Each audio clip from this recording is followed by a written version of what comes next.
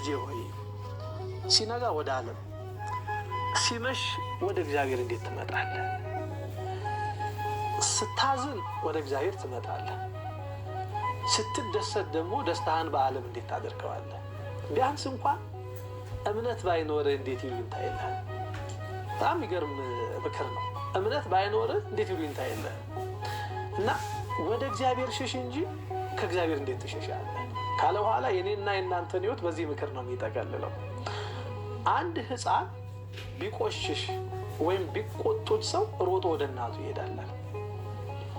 እኔ እናንተም ለእግዚአብሔር እንዲህ ያለ ሕፃን ብንቆሽሽ እናት ወደ ሆነች ወደ ቤተክርስቲያን እንምጣ። በኃጢአታችን ምክንያት ብናጎነብስ ወደ እሷ እንምጣ። እሷ በንስሐ ሳሙና አጥባ እኔ እናንተ አቅንታ እውነተኛ ልጇ ታደርገናለች ይላል እና ቤተክርስቲያን እንዲህ አድርጋ ነው። አየህ እንደው በጭንቅ መታሃል በደስታ አጣው ብላት መልስህ። አንተ ሲነጋ መች ሲበራ ወደ እኔ ትመጣለህ? ሲመሽ ነው እኮ እኔን የምትፈልገኝ አትልህም። አየህ አንዱ ምስጢራተ ቤተክርስቲያንን አስፈላጊ መሆኑን የምታውቀው እኔና እናንተ ተስፋ እየቆረጥን ነው ከሃይማኖት እንዳንወጣ የማይቻል ማለት ነው እያለን እንዳንደነዝዝ እንዲህ ያለ ስርዓትን ሰርታ እንዲህ ያለ የንስሐን ሕይወት ገንዘብ አድርጋ በምስጢራት ውስጥ እናንተን ቆይታ አብራ እየመጋገበች ታኖረናለች።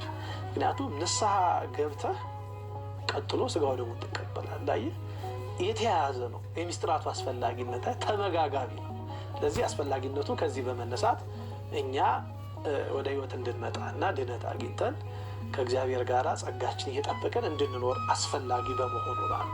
ይሄ ከሆነ ታዲያ ንስሐ ማን ጀመረው የሚለው ነገር ደግሞ እሱ መሰረታዊ ጥያቄ ነው።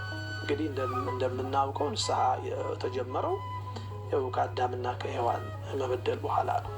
ይሄ ራሱ ክርስቲያኖች ልብ ብለን የአዳምና የሔዋንን ታሪክ ራሱ ከገባን እግዚአብሔር ንስሐችን እንዴት እንደሚቀበለን ማሳያ እንደሆነ ራሱ።